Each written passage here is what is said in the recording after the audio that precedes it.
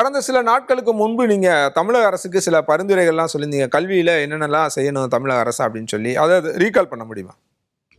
அதாவது கண்டிப்பா. இப்ப ரீகால் நம்ம பண்ணோம் அப்டின்னா, நெறைய விஷயங்கள் நாங்க சொல்லிட்டு இருக்கோம். அதாவது இன்னைக்கு 10th, 12th எக்ஸாம்ல examination system should be easy to pass, difficult to score centum.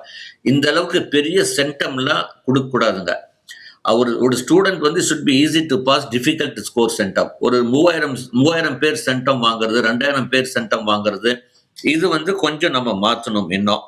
அடுத்தது நாம என்ன சொல்றோம் அப்படின்னா, மோர் பிராக்டிக்கல் ஓரியன்டட். அதாவது சில கொஸ்டின்ஸ் பிராக்டிக்கல் ஓரியன்டா இருக்கணும், அப்ளிகேஷன் ஓரியன்டா நிறைய கொண்டு வரணும் நம்முடைய எக்ஸாமினேஷன் சிஸ்டத்துல.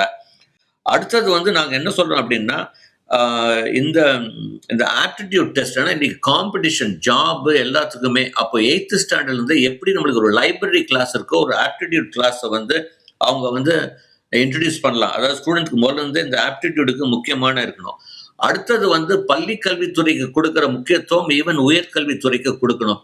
நிறைய கவர்மெண்ட் பொறியியல் கல்லூரியில நிறைய ஸ்டூடெண்ட்ஸ் ஃபீஸ் கம்மி இந்த எக்கனாமிக்ஸ்ல ஜாயின் பண்றாங்க. பட் அவங்க ஒரு தனியார் கல்லூரியில எதிர்பார்க்கிற centre of excellence, advance learning centres இதெல்லாம் அவங்களுக்கு கிடைக்க மாட்டேங்குது. பிகாஸ் அந்த இன்வெஸ்ட்மெண்ட்ஸ் இதுல வரமாட்டேங்குது.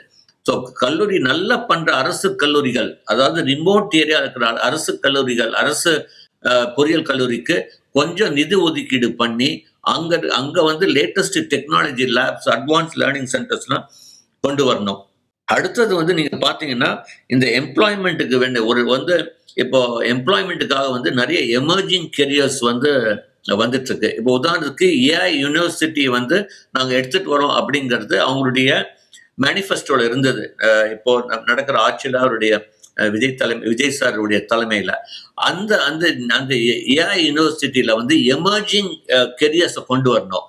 அதாவது ஒரு BTech climate change, BTech in railway engineering, BTech in sustainable, BTech in semiconductor, BTech இந்த மாதிரி எமர்ஜிங் கெரியர்ஸை ஒரு ஸ்பெஷலைஸ்டு ஒரு யூனிவர்சிட்டி இந்தியாலேயே ஃபர்ஸ்ட் டைம் தமிழ்நாட்டுல கொண்டு வரலாம் அப்படின்னு ஒரு சஜஷன் கொடுத்துருக்கோம்.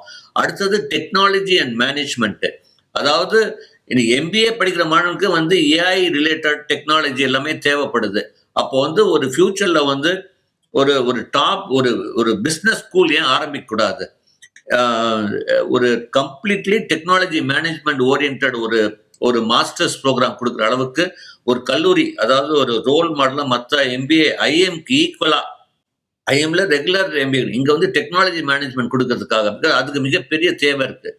ஸோ இந்த மாதிரி கொஞ்சம் எமர்ஜிங் செக்டார், வேலை வாய்ப்பு தரக்கூடிய படிப்புகளை கொஞ்சம் இன்ட்ரடியூஸ் பண்ணா பெட்டரா இருக்கும். இன்னும் நம்ம கன்வென்ஷனல்லே இருக்கும். அந்த பழைய இசி, ட்ரிபிள் கம்ப்யூட்டர் மெக்கானிக்கல்லாம் போய் கொஞ்சம் இந்த எமர்ஜிங் செக்டார்ல வந்தோம்னா நம்ம தமிழ்நாடு இன்னும் முன்னோடியா இருக்கும் அப்படின்னு நாங்க சொல்றோம்.